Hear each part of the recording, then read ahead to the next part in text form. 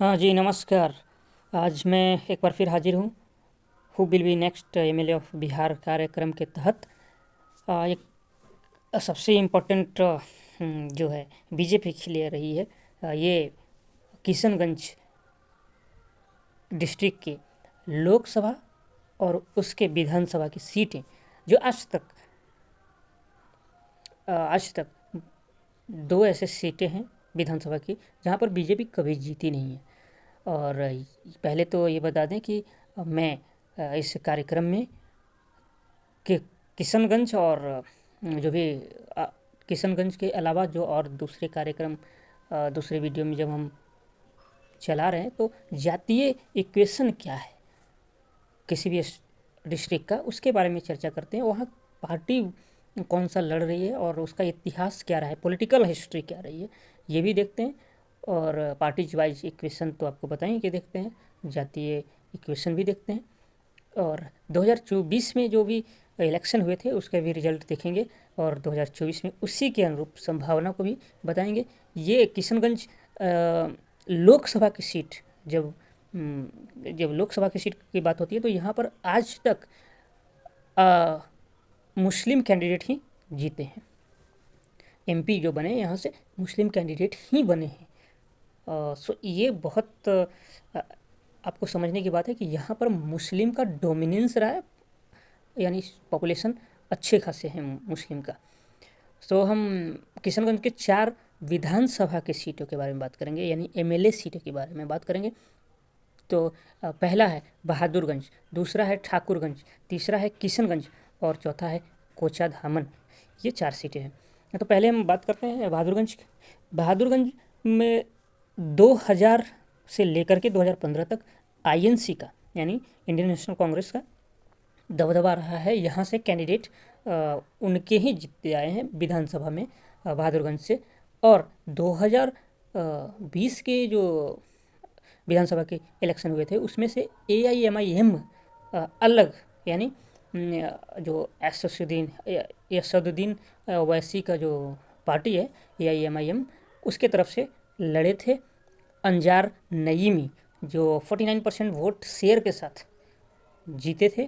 और दूसरे स्थान पर थे VIP के, यानी विकासशील इंसान पार्टी के, यानी जो मुकेश साहनी के पार्टी है और जो 2018 में बनाए थे, उनके पार्टी से जीते हैं लखनलाल पंडित, जो 23% वोट शेयर दूसरे स्थान पर रहे थे। और ये है बहादुरगंज सीट के बारे में बात। और यहाँ पर भारतीय जनता पार्टी का भी बहुत बढ़िया प्रदर्शन नहीं रहा है और संभवतः 2025 में भी जो बिहार विधानसभा के इलेक्शन होंगे तो यहाँ पर मुश्किल है वो बीजेपी के लिए। हम दूसरा आते हैं ठाकुरगंज। ठाकुरगंज के बारे में बता दें तो यहाँ पर बीजेपी 2000 से, यानी 2000 पहले जीती है, यानी 2000 से पहले जीत चुकी है, लेकिन 2000 के बाद से अब तक कोई नहीं जीती है, यानी उसके पार्टी से कोई कैंडिडेट नहीं जीत पाया। बीजेपी की बात कर रहे हैं।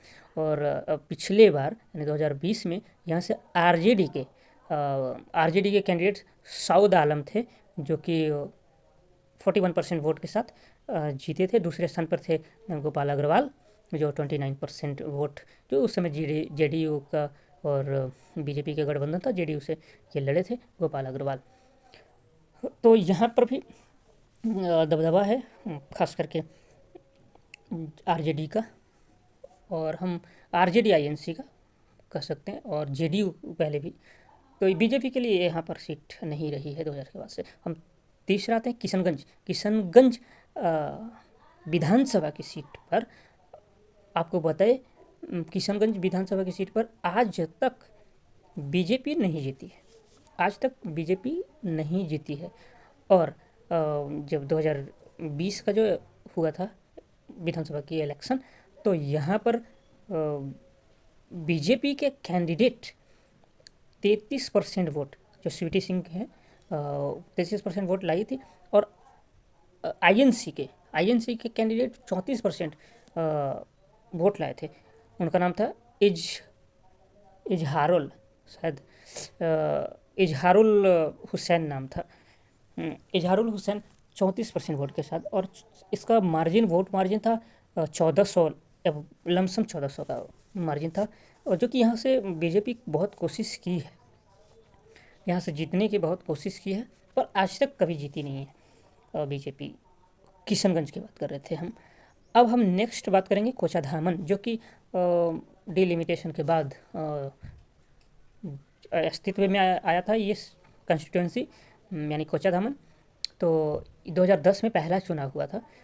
2010 में विधानसभा के पहला चुनाव में यहाँ से भी आपको बता दें तो कब, यानी 10, 15 और 20 ये 3 इलेक्शन में बीजेपी नहीं जीती है यहाँ से।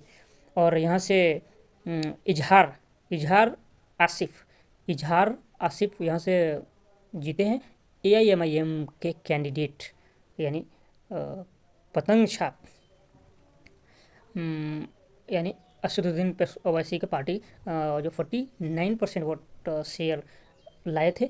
और आज तक एक बात और रिकॉर्ड बता दें तो यहाँ से जितने भी MLA बने हैं वो मुस्लिम ही बने हैं। और दूसरा स्थान पर यहाँ पर JDU के कैंडिडेट मुजाहिद आलम रहे थे, जो कि 27% वोट लाए थे। सो ये किशनगंज विधानसभा की चारों सीटों के बारे में बात था। और आपको बता दें ही लोकसभा की सीट में हमेशा यहाँ से मुस्लिम कैंडिडेट ही जीतते आए हैं। सो अगले वीडियो में और भी दूसरे डिस्ट्रिक्ट के बारे में हम चर्चा करेंगे। तब तक के लिए आप देखते रहिए।